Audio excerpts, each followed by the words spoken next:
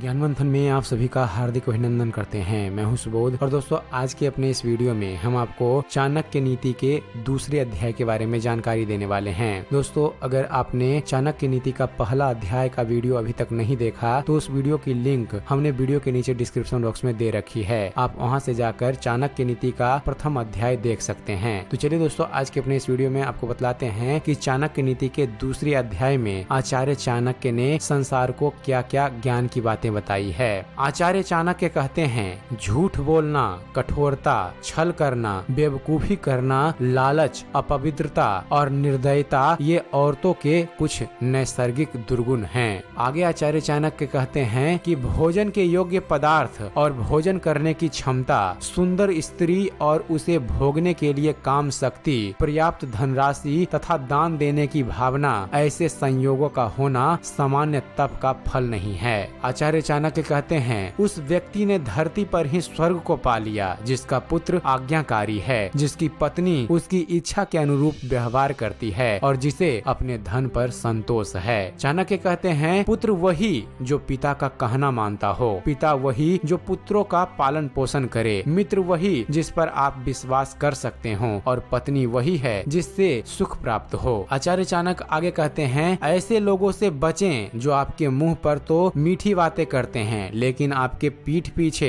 आपको बर्बाद करने की योजना बनाते हैं। ऐसा करने वाले तो उस विष के घड़े के समान हैं जिसकी ऊपरी सतह दूध से भरी है। एक बुरे मित्र पर तो कभी विश्वास ना करें, एक अच्छे मित्र पर भी विश्वास ना करें, क्योंकि ऐसे लोग आपसे रुष्ट होते हैं तो आपके सभी राज से पर्दा खोल देंगे। आचार्य चाणक्य कहते हैं मन में सोचे हुए कार्य को किसी के सामने प्रकट ना करें, बल्कि मनन पूर्वक उसकी सुरक्षा करते हुए उसे कार्य में परिणत करें। आचार्य चाणक्य आगे कहते हैं मूर्खता दुखदाई है, जवानी भी दुखदाई है, लेकिन इन सब से कहीं ज्यादा दुखदाई किसी दूसरे के घर जाकर उसका एहसान लेना है। हर पर्वत पर माणिक्य नहीं होते, हर हाथी के सर पर मणि नहीं होता, सज्जन पुरुष भी हर जगह नहीं होते और हर वन में चंदन के वृक्ष भी नहीं होते हैं। आचार्य चाणक्य कहते हैं बुद्धिमान पिता को अपने पुत्र को शुभ गुणों की सीख देनी चाहिए, क्योंकि नीतिज्ञ और ज्ञानी व्यक्तियों की ही कुल में पूजा होती है। चाणक्य कहते हैं जो माता व पिता अपने बच्चों को शिक्षा नहीं देते हैं वो तो बच्चों के शत्रु के समान हैं, क्योंकि वे विद्याहीन बालक विद्वानों की सभा में वैसे ही तिरस्कृत किए जाते हैं जैसे हंसों की सभा में बगुले।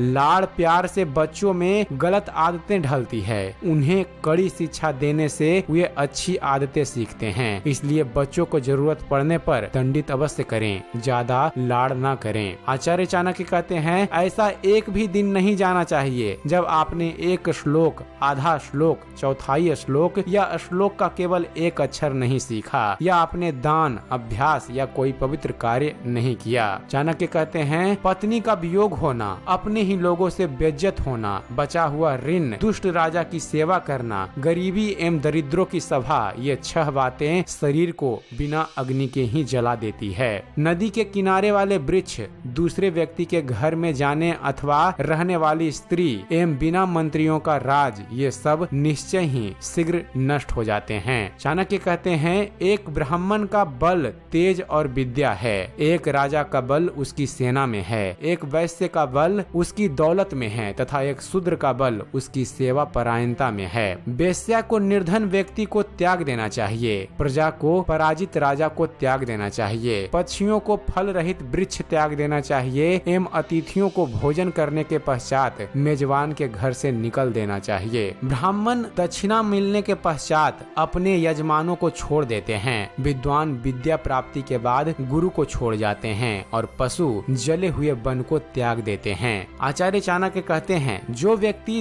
दुराचारी, कुदृष्टि वाले एवं बुरे स्थान पर रहने वाले मनुष्यों के साथ मित्रता करता है वह शीघ्र नष्ट हो जाता है। और अंत में आचार्य चाणक्य कहते हैं प्रेम और मित्रता बराबर वालों में अच्छी लगती है। राजा के यहाँ नौकरी करने वालों को ही सम्मान मिलता है, व्यवसायियों में वाणिज्य सबसे अच्छा है एवं उत्तम गुणों वाली स्त्री अपने घर में सुरक्षित रहती है। तो दोस्तों यह था चाणक्य नीति का दूसरा अध्याय। हम अपने अगले वीडियो में चाणक्य नीति के तीसरे अध्याय के बारे में आपको जानकारी देंगे। तो उम्मीद करते हैं फ्रेंड्स आप सभी को हमारा यह वीडियो पसंद आया होगा। अगर वीडियो पसंद आया हो तो वीडियो को लाइक और शेयर करना न भूलिएगा और दोस्तों दोस्तों ऐसे ही धर्म और इतिहास से जुड़े हुए ज्ञानवर्धक वीडियो देखते रहने के लिए आप हमारे इस चैनल ज्ञान मंथन को सब्सक्राइब करना न भूलिएगा। आप हमारे इस चैनल को सब्सक्राइब कीजिए और देखते रहिए, जानते रहिए। धन्यवाद। जय हिंद।